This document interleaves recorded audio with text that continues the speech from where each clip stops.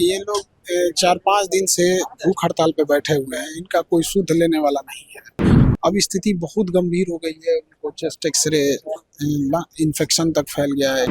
कहीं ना कहीं आयोग को अपनी भी साख बचाने की जरूरत है कि कुछ न कुछ तो आयोग को भी सोचना चाहिए कि कोई बच्चा बेचारा परीक्षा देने के बाद अगर 5 दिन से भूख हड़ताल पर बैठा है तो उसको कितनी दिक्कत होगी यहाँ पर।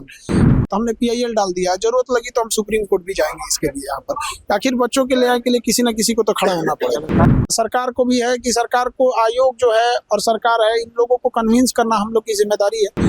ये लोग 4-5 दिन से भूख हड़ताल पे बैठे हुए हैं। इनका कोई सुध लेने वाला नहीं है।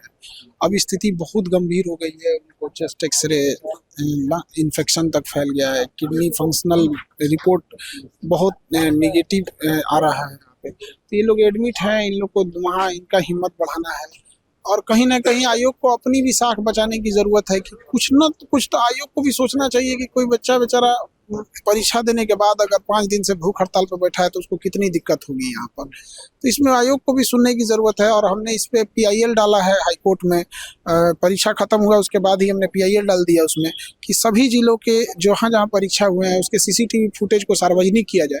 जब CCTV फुटेज आ जाएगा तो सारा चीज क्लियर हो जाएगा, क्या अफवाह है क्या हकीकत है। और दूसरा जिसपे शक है उसका नार्को टेस्ट किया जाए। तो हमने PIL डाल दिया, जरूरत लगी तो हम सुप्रीम कोर्ट भी जाएंगे इसके लिए यहाँ पर। आखिर बच्चों के लिए किसी न किसी को तो खड़ा होना पड़ेगा। देखिए आयोग को इस पे तो सोचना पड़ेगा यहाँ पे कि कहीं ना कहीं बच्चों के हित में सोचे। सरकार को भी है कि सरकार को आयोग जो है और सरकार है, इन लोगों को कन्विंस करना हम लोग की जिम्मेदारी है। हमारी कोशिश है कि इन लोग को कन्विंस किया जा सके यहाँ पे।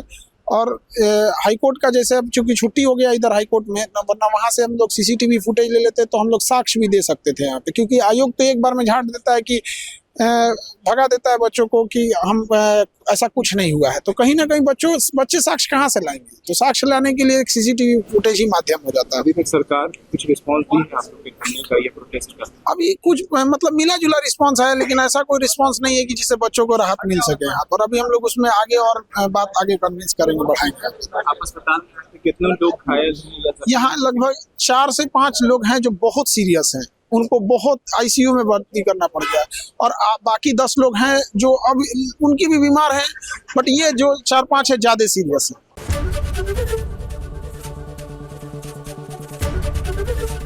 ABP गंगा, खबर आपकी, जुबान आपकी।